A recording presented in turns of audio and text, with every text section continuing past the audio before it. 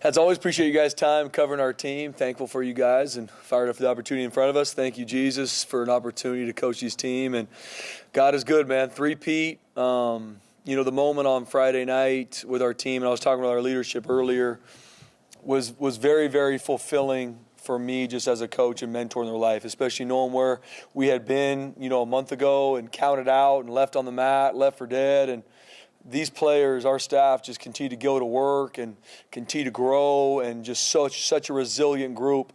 We were in danger, and then, like we talked about, we were in danger, and then we became really, really dangerous. And that's a testament to our players, our coaches. So seeing the joy on their face during the game, after the game, is what makes it so worth it for me, because I love these kids. I know that God has such a great plan for them in life, more than just football, but seeing them go through hard things and come out on the other side champions.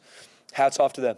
And thank you, Bronco Nation, those fans on Friday night, even in the rain. That was some of the loudest that stadium's been. And we got the best fan base in the country, period, end of story. So thankful for them and proud of what our team's been able to accomplish. Obviously not done yet. Got a huge opportunity to play one of the better teams in the country on Saturday night down in L.A. in the L.A. Bowl, playing Washington. Coach Fish has done a phenomenal job with their team, and obviously Washington's been really good for a long time. And Coach Fish is a phenomenal football coach in all three phases. They're going to be ready to rock. Offensively, they have probably the best offensive weapons in the country, and their quarterback, number 2. I mean, he is electric. Getting him on the ground when he scrambles is a task that not many can do. And he can make every throw. Both their running backs, number 1's an NFL draft pick. Both are going to be NFL football players. Their offensive line works great together. They got matchup nightmares at receiver. And they run an offense that puts you in a lot of conflict. Coach Fish is really the point man offensively, runs it, does a great job with it. They got great coaches on their staff. I know a lot of them personally, and they do a really good job offensively. And then on the flip side, defensively, very, very well coached. They don't give up many explosive plays. They're going to fit things the right way in the run game. It's really hard to get off their man coverage. I mean, both their corners are 6'3 plus. Their safeties can run and cover. Their front's really, really good. They play well together, and that's why they're sitting where they're at. They're one of the better teams in the country, and defensively got a lot of respect for what they do. Special teams-wise, they're very, very sound.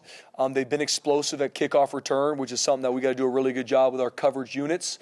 And we know across the board, talent-wise, they've got a really talented team. That shows up a lot on special teams because you're playing with space. So ton of respect for Washington. We've played them a few times in the past, obviously prior to Coach Fish being there, but know a lot of their coach and their staff and got a lot of respect for them. Jordan Powell, their tight ends coach, is a really good friend of mine. He actually was the offensive line coach at Azusa Pacific when I was a player there. And then he was a senior at University of San Diego when I was a freshman there. And so he's been a good friend of mine a long time. So I texted him earlier. I said, can we still be friends this week, or is it going to be awkward between both of us when he sees us? So he's a great friend of mine. And like I said, I think the world of their staff, think the world of Coach Fish. And this is why you play in bowl games, right? We're a football team. Our guys love playing football. And you got a national game and a national spotlight Saturday night in L.A. in an area where a lot of our kids are from, against one of the better teams in the country. I mean, that's why you love college football. So our guys are fired up for the opportunity, and we got our work cut out for us preparing for a really good football team. You've said in the past, this program's been built on beating teams like the Washington Huskies. I think you said after the Notre Dame game, it's nice to play these teams, but we got to start beating these teams. Correct. Is this one of those games, one of those teams, like, we need to win this game and get that monkey off your back, so to speak, and start beating these teams again? Yeah, I mean, at Boise State, we have very, very high expectations here, and as we should. And so playing a team like Washington, we don't go into these games to try our best. We're working our tail off to find a way to go win this football game, just like Washington's going to do. And are they a very, very talented football team, very well coached? Absolutely. I believe in our team. I believe in who our team is, and we got to find a way to play our best on Saturday. And I believe if we play our best, we'll find a way to win. In the past, you guys have gone down to bowl games. It seems like earlier, this time, 2 days before the game. Is that just kind of just a quick turnaround, or is it just kind of a change in what bowl games are? Or? Yeah, good question. It was just kind of how the LA Bowl is set up. Obviously, it is a quick turnaround. This will be game 14 for us, right? And it's really just like no time off. I mean, we had really an extra day, call it Saturday, and then we've been in game week since Sunday. And so it's nice that you stay in rhythm. Obviously, we're going to have some guys banged up from the championship game that we're going to, next man up, carry the flag. But it is, I think, the first bowl game in the country, which is awesome and has its pros and cons, just like anything, but fired up for the opportunity. Any update on Cage or any of the guys that might have a decision to make? Or? Yeah, I met with our leadership today and just talked. And I know hearing from them how excited they are about the game, but we'll continue to have those conversations throughout today and this week. Do you expect to have anybody out at all for whatever reason this week? We still got to go through the training room, Prater, and see we had some guys get banged up on Saturday. I'm sure, like I said, I understand the landscape of college football where a lot of our players are getting hit up from agents and different people in their future and all that. I do know I haven't met with our team yet. We're going to meet later tonight, but meeting with our leadership on the message in the leadership meeting was we're not done. Right, we got one more game left to play, and like I said, our guys are football guys, man. They want to play. Will there be guys in the next 24 hours that decide maybe not to? And okay.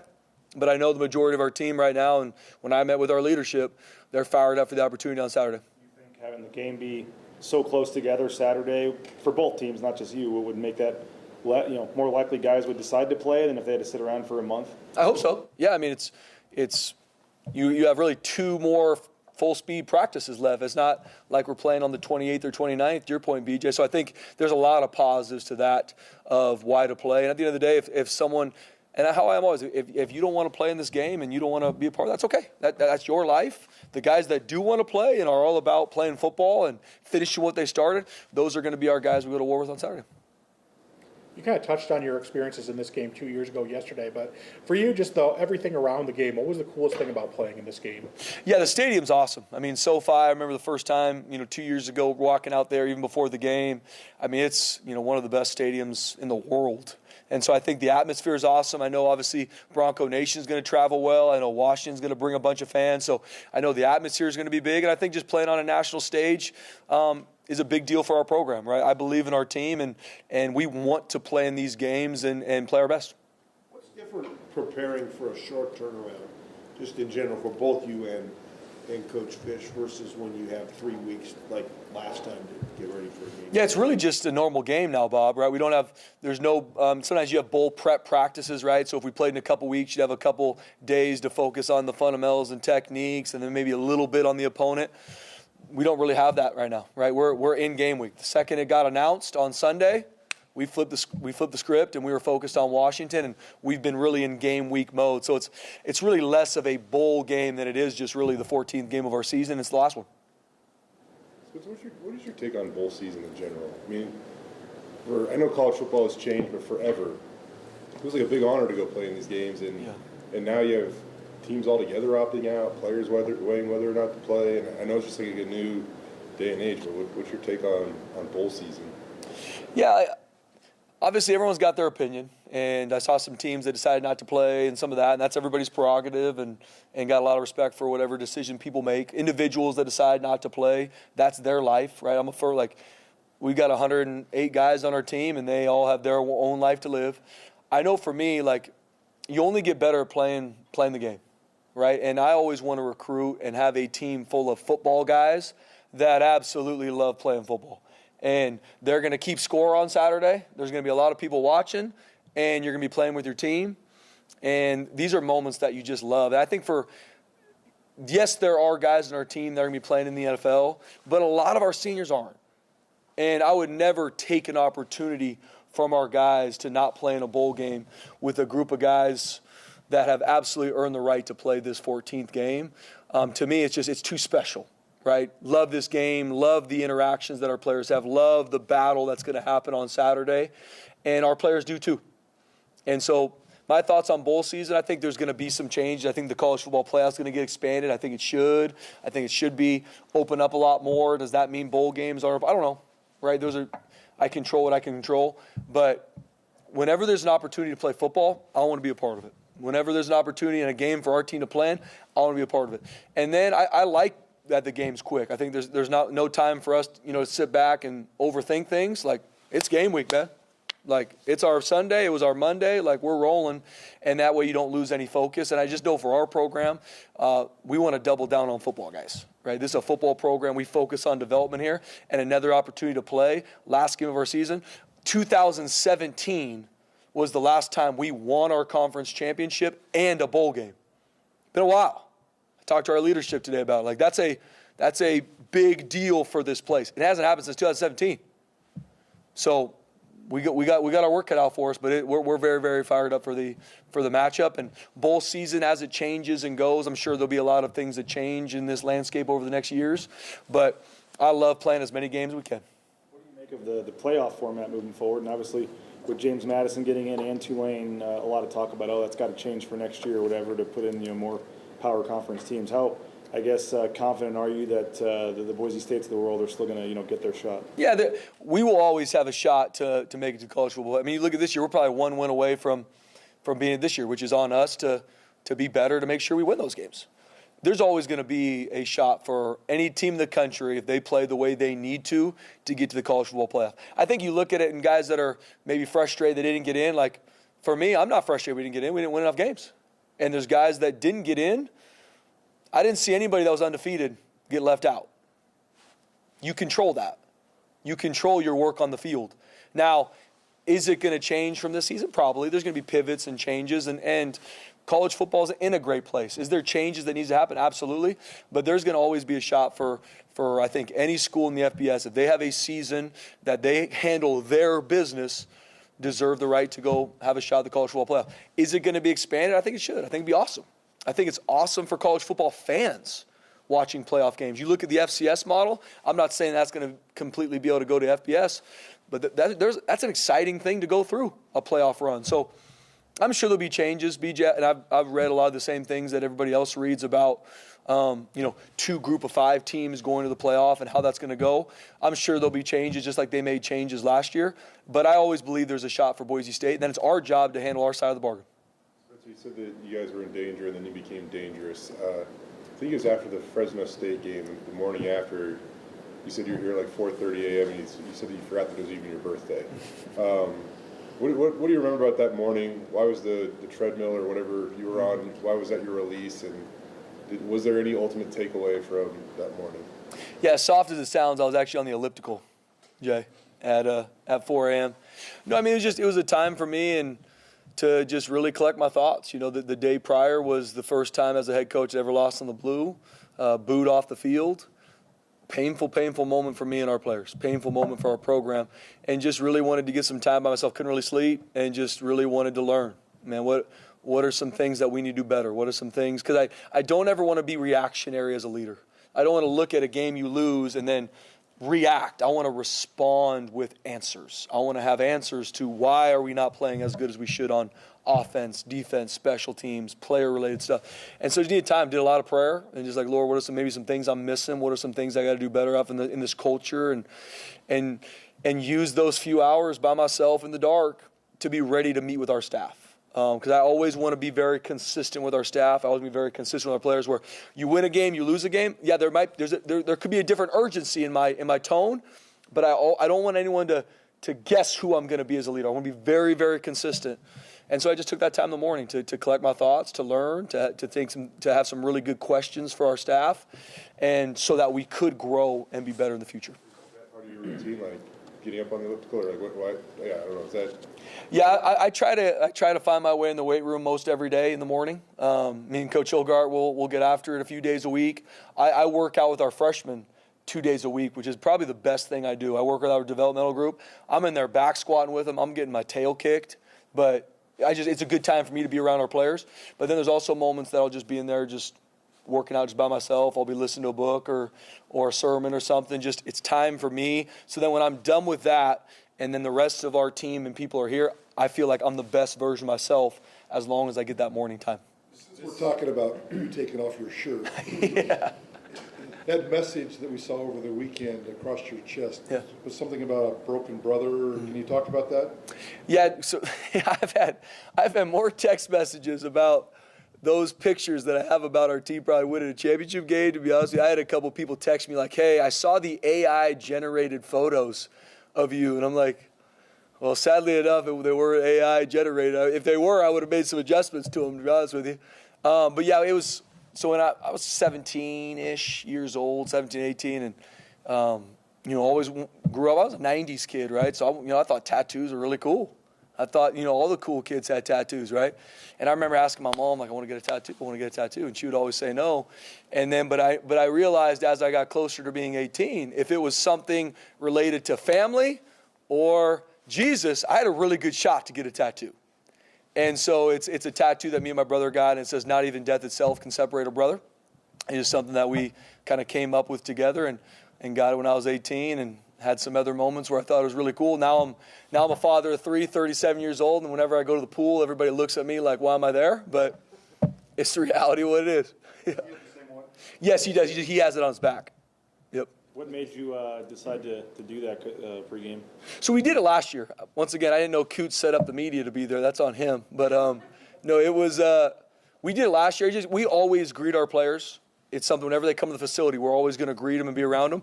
And Dirk Cutter actually brought it up last year as taking our shirts off and having a little bit of juice.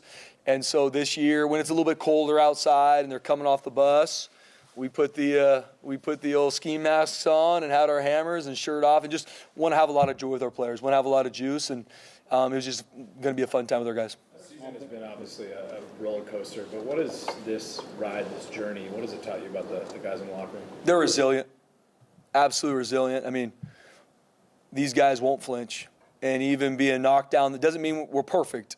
Doesn't mean we haven't had a lot of things to learn in, but this group of seniors, this group of leaders are absolutely resilient.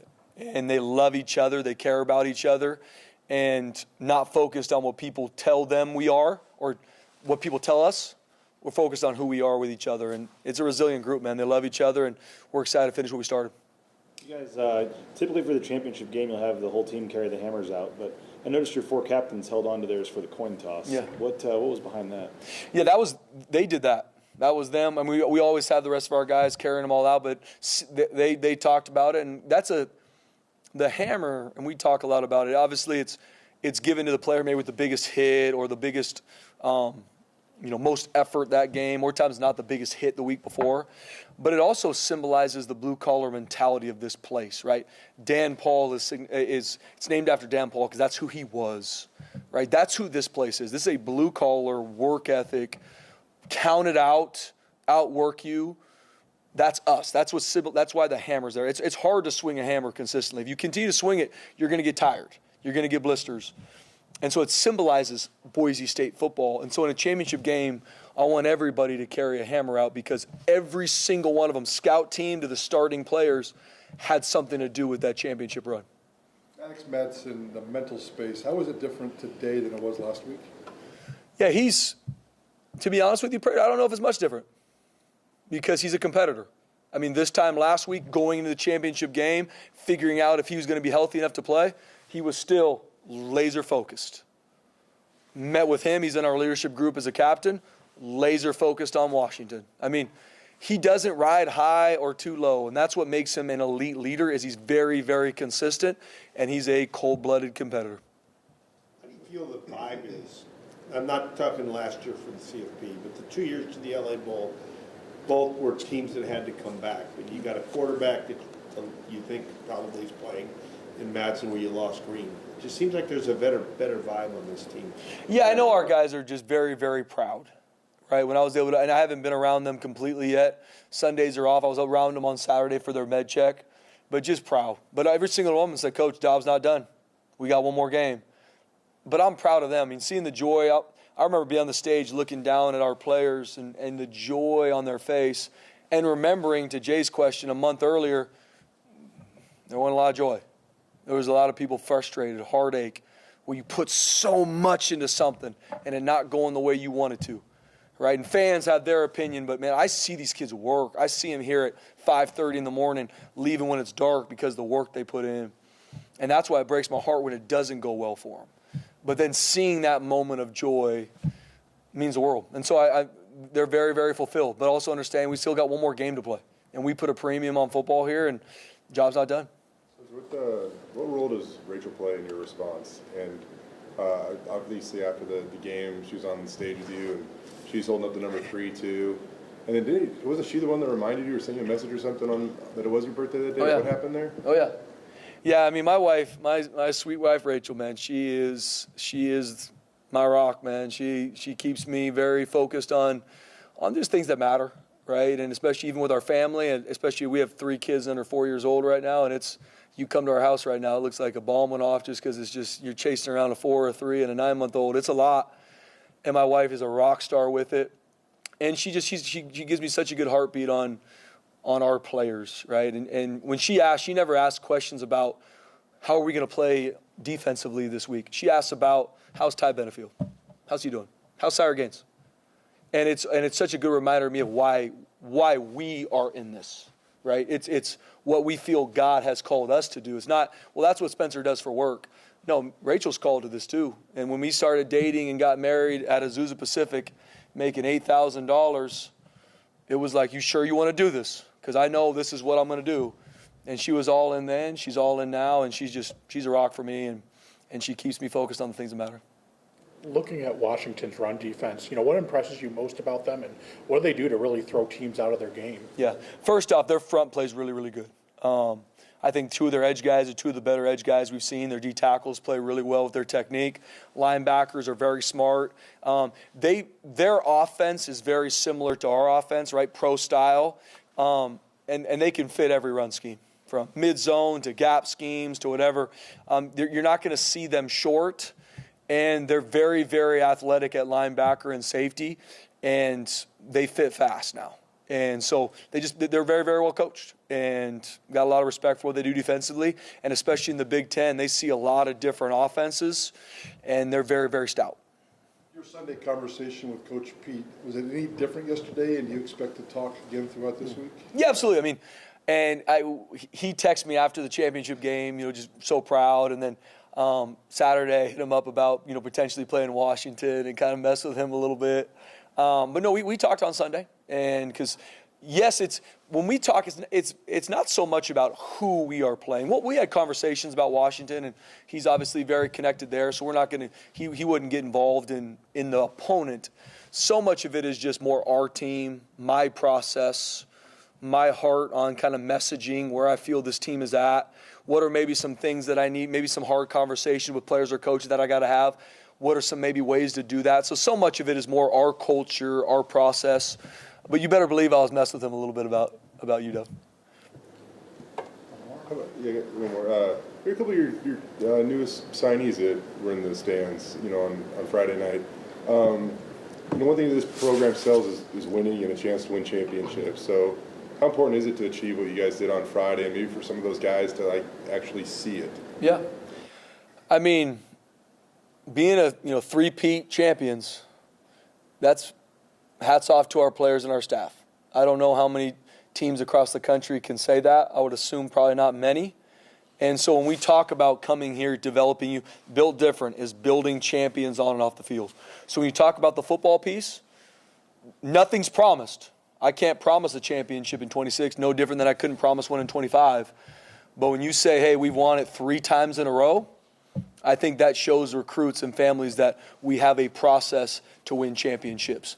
And then show them our players and our process for building them off the field. That's why we've been able to get some really, really talented players, but players with very, very high character that want that for their life.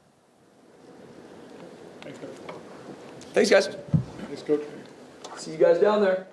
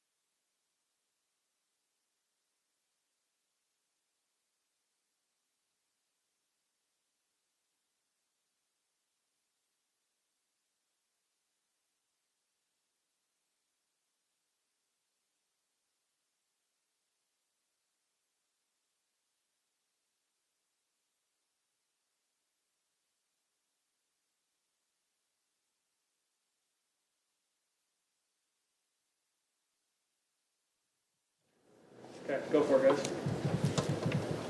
How impressed were you with Maddox coming back, and not having any rust or anything? Very impressed. Very impressed. He made a ton of plays for us, and he jumped right back in like he hasn't missed a day. And he was a huge piece of what we were able to do and a big reason why we were able to win that game. What's going through your mind to see that first touchdown? He decided to take off and run for that thing, right? So you only know until you know, right? Was there anything in your mind that was like, make sure he's okay or see what he's got? Like, what's going through your mind as he takes off there? Go score. I had full confidence. I have full confidence in Maddox. I knew he was ready to play. I knew he was going to play well. So I really wasn't thinking twice when he would take off and run. I was excited to see him just playing ball. In the game head-to-head, I thought one of the biggest differences was third downs. You guys were about 50%. They were about 25%. Why were you guys so good on third downs? I think Coach Miller and Coach Hill do a phenomenal job in the prep and the game planning on third down to give us an advantage. And I think guys have to make plays in those situations, and our guys did that, and that's a big part of it. Maddox gave them a shot, and the guys made plays. So really proud of that group, but again, really proud of the coaches too, because for back-to-back weeks now, we've had a really good plan on third down that's putting us in position to be successful. Speaking of third down, Chase Penry has 5 catches on 3rd and 10 or more this year. All of them have gone for first downs, and those 5 first downs are top 10 in the country. For a guy that doesn't get a ton of doesn't get a ton of volume, why has he been the guy that apparently has kind of shown up in those moments? And those are big drive extending opportunities, obviously. Yeah, I think he's built a lot of confidence in those situations, and I think it's showing up in games. And as he keeps doing that, he keeps executing. I think it just keeps better and better. But it goes back to, finding what guys do best, and what he does best is make the play we need on third down, get open on third down, be in the right spot where he needs to be, and that's a huge part just for offense, but for a quarterback too, is just knowing where each guy's going to be and trusting they're going to be there and make the play for you. And Chase does a phenomenal job. What do you got 3rd and 17 early in the game meant to your offense at that point? That's a huge momentum swing. And I think that's kind of the mentality that we've been taking as an offense, is we're going to stay on the attack. We're not going to, settle on 3rd and 17. We're going to try to get a chunk. We're going to try to get that first down. And a big part of that is me trusting our guys, and our guys coming through and executing like they've been doing. So really proud of them, but that was a huge momentum swing for our entire team. Obviously, those 2 46-yard gains set up touchdowns, but I'm sure he would have loved to get in the end zone. Did you kind of get that sense from him that he's like, all right, I want to finish one of these? Absolutely. I don't think anybody wants to be down at the 1-yard line and have the big guys come out. But at that point, it was just so excited about just what he was doing to impact the game, and just the explosive nature that he played with the entire game. And I'm sure he wanted that touchdown. We all did for him, but it was such a huge part of our success as a team was Chase Penry and the way he was playing. You've won a lot of conference championships here, player, coach. Was this your favorite? This was a very unique one in a lot of ways. A new role, new team, just the adversity that we had to battle through, and the resiliency of this group, this team, this offense. It was a unique perspective for me because I was more proud of everybody else around than really any personal accomplishment or anything like that. It was more, I was so excited about the players achieving this goal and the work that they put in and what they deserved. And so that's what made it special to me. Do you like just kind of diving right back into game week and then your season's over on Saturday night as opposed to maybe waiting to play, in 3 or 4 weeks? I think it's great to stay in rhythm, stay in the routine. Whether you're a coach or you're a player, you're able to kind of stick with your normal weekly game plan. For our guys, you don't get out of football shape or football rhythm because you're right back into your normal Monday, Tuesday, Wednesday. So I think it's really critical for our guys, and it's a great opportunity. It's a great opponent and a great bowl. So I think it's really positive for our entire program. Where do you think the offense improved the most from the start of the season to A big piece this past game, last couple games, is we haven't been turning the ball over. and that's been a point of emphasis for us offensively throughout the entire season. But that's a huge step for success for the whole team, but that's something that obviously has hurt us throughout the season, but we've done a great job with that. And I think everybody individually has gotten a little bit better within their role, within how they execute, and I think the mentality of the entire group kind of hit a rhythm towards the end of the season, and I think that makes everybody better. What's your relationship like with Madsen, Nate? Sorry, guys. As an OC, do you like to have one-on-one time with your quarterback at certain points during the week? Just you guys. How's that relationship work? Because you're not a position coach, quarterback coach, but you're the OC. Yeah, it really, it's kind of week to week or what is needed. With Maddox and with Coach Hill and everybody else that's in our staff, I don't need a long weekly one-on-one with him. I usually have a pretty good feel with how he's doing based on being out there with him at practice every day. So that kind of changes week by week, but he's pretty dang good, pretty dang smart. So there's not a whole lot football-wise that I need to sit down one-on-one with him.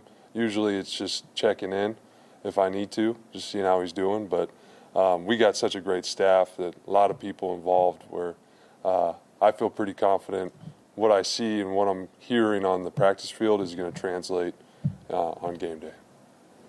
When you look at the Big Ten, or historically, obviously, they're known for run games, 3 yards in a cloud of dust. Washington's defense has done a good job of shutting down Big Ten offenses in the run game this year. What impresses you most about them, and what do you guys have to do to kind of break through that? Yeah, I mean, the stats speak for themselves. The film speaks for itself. It's phenomenal defense. They've done a great job all year. And, a big part of it's scheme, it's players. There's a lot of factors. For us, it's going to be just winning our one-on-ones when we have that opportunity to do it, and then making sure that we have answers for what they like to do, which is not an easy task. But at the end of the day, the run game is really a big part, mentality over everything, and trying to get those 4 or 5 yard runs that eventually might break into something else. But they're not going to give you anything easy. You got to earn it, and you got to execute. We've seen on Malik the last couple of games where he's really making some plays in the passing game. I don't know if it's just coincidental or not, but it just seems like the last couple of weeks that's where he's really been utilized.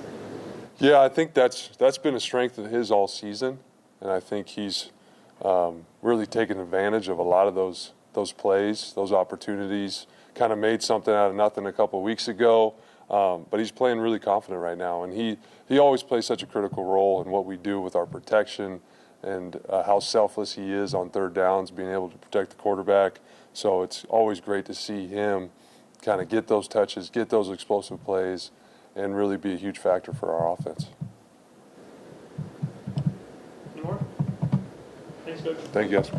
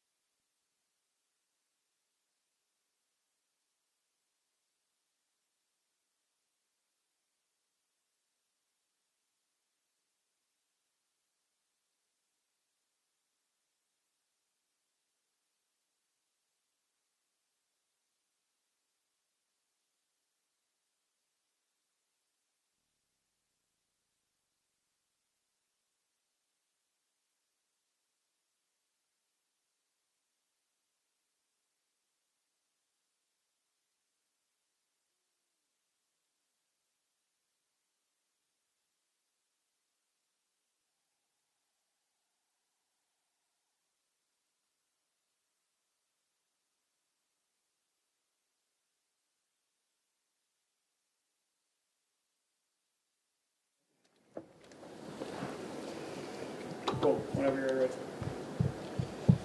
What do you make of the matchup with Washington? It's exciting.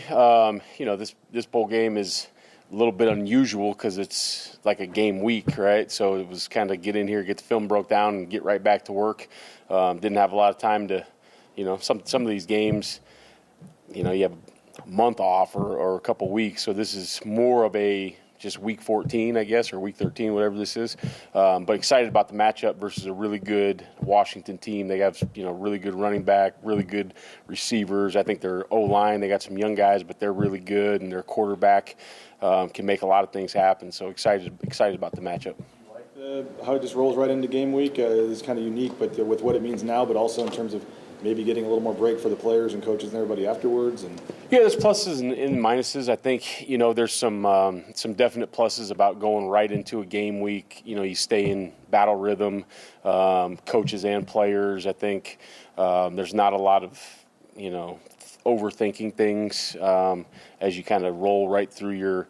You're always going to add some things for every game, but you're going through your system. Some of the negatives, obviously, are.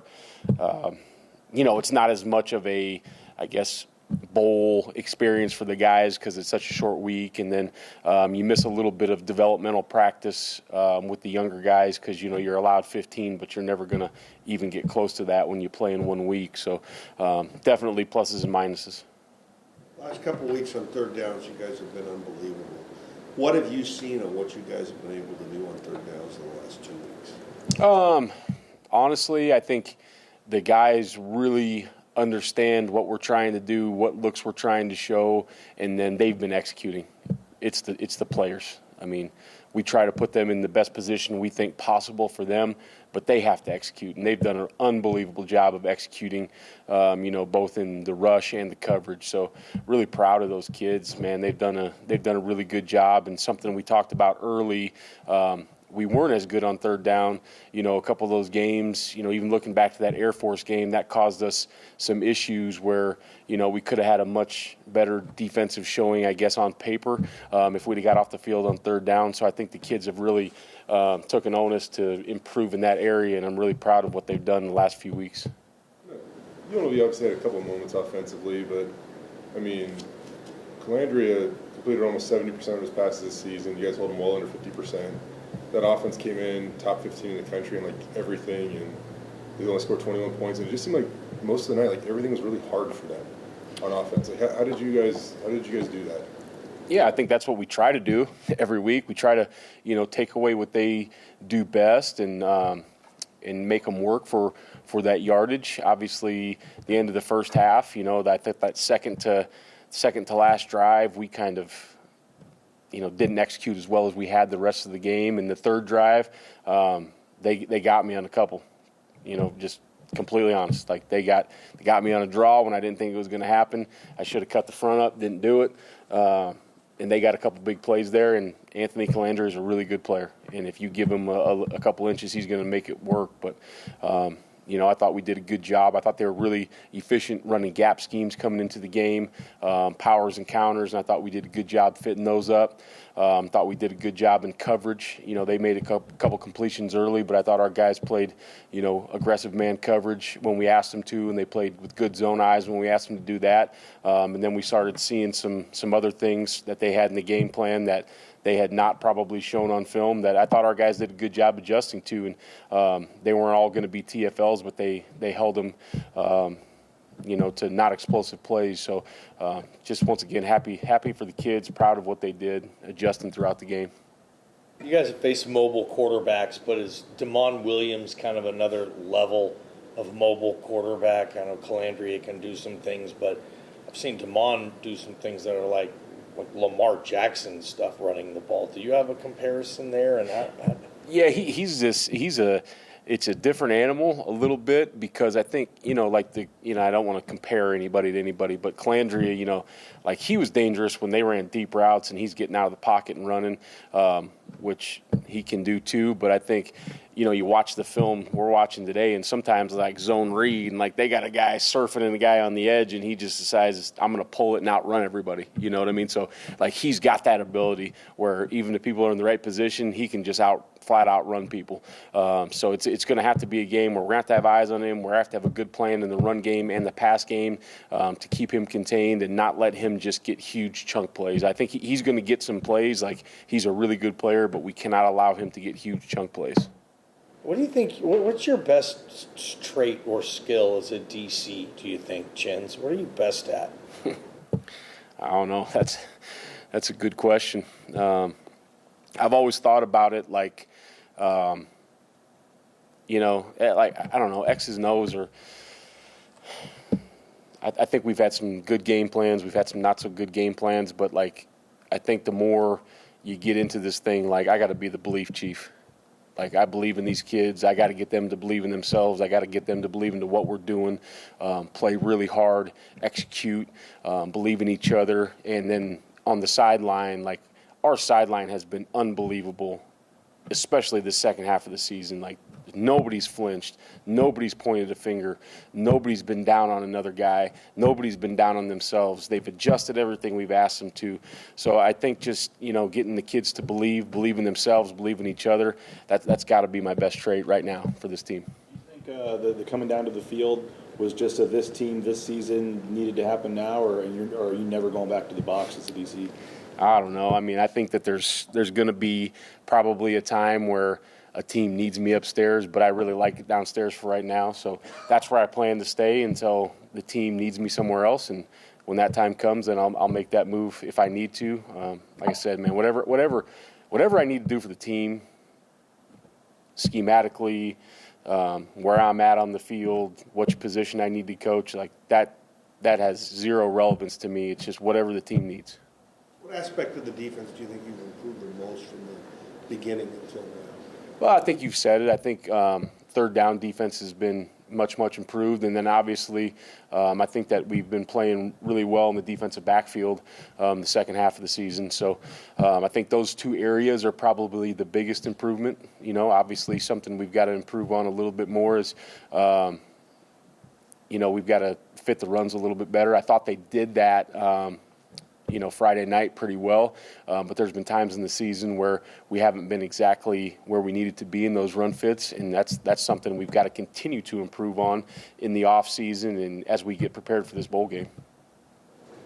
In terms of all the guys that you've coached, maybe focusing especially on the secondary, where's a guy like Ty Benefield rank for you? And how much more, like, with what he's been able to do this year? Like, I mean, he's all over the place. He does a little bit of everything, it seems like, for you. I mean, how much is he capable of doing, too, for that matter? Yeah, I think he's capable of anything, right? Ty's got to walk the walk here at the end of the season, kind of see where he's going to be at with this whole NFL and all those kind of things. Hopefully he's a Bronco next year. That would make me very happy, but it also would make me very happy to watch him play on Sunday. But I think all those guys, when you're talking about first-round picks, second-round picks, those guys have kind of the same trait where they're physical as a defensive back, number one. Number two, they've got great energy. Number three, they all love football and love to practice. And number four, like all those guys that have been first and second round picks you've always been able to do a lot with them. And whether that's a corner that's a really, really good punt and kick returner, or a corner that can blitz and do those things, or a safety that can come in the box and be in coverage, like those guys that have position flex have always been the guys that have been, drafted a little bit higher for me. And I think Ty fits into those molds. Anything else? How about Max Steege? Like, when you had two edges last year that they combined for over 20 sacks on Ed and JVM, obviously expectations are pretty high. What have you made about the progress Max has made this year? And then also, like, I mean, he did make a big play right off the bat that kind of set the tone for you guys, it seemed like, on Friday. Yeah, I think Max has made a ton of progress. Like I said, Coach Frazier's done a great job with that room. Not only Max, but you're seeing, Roman Kaywood get in the game and make big plays, and Bowl get in the plays, and he's doing a really good job with the other freshmen that haven't got to play yet, but they will here in the near future. But Max has made a ton of progress. He's confident. He's got developing leadership traits. His work ethic is unmatched. He's only going to get better and better, and I'm very, very glad that he's on our team, and he's a young guy that's coming back for more. Did that opening play, was that kind of like a tone setter? Yeah, I think anytime you can get a negative on play one is huge, and I think, players are players. They're still young guys, so no different if you're an offensive player or a defensive player. You need to touch early to get it going, and whether that's, spilling a big block or getting a PBU or getting that first tackle or getting that first, I don't coach offense, but that first carry or first completion or whatever. Anytime you get a touch early, it just seems to get you going. And then Max brings a lot of energy, so that got everybody else going too. So it was a tone setter for us. Let's about Marco real quick. Just his final game on the blue the other day, and it was in the fourth quarter, and you guys are in control of the game, but you don't know if he's driving there, and they got a chance to get back in, and Marco comes with a big sack that just completely demolishes that drive. Like, what was it like to see that guy specifically make a play in that moment, and why did you call on him to make that play? Yeah, awesome to watch him play, and Marco's like the number one guy that I go to try to make some adjustments, and not that anybody's doing anything wrong, but there's things that happen within the game you need to adjust a little bit. And I know if I need something adjusted, I can get to him. He can get the front sent differently. He can play a play differently that we need him to. We talked about on that one how we were going to cage this quarterback, and we knew that if we called on him, he would get the job done. Did we know it was going to be a sack? Obviously no, but we knew he was going to get the job done. He was going to keep that quarterback in the pocket. He was going to make some kind of play for the defense. Cool. Thanks, Coach. All right, guys. Thank you.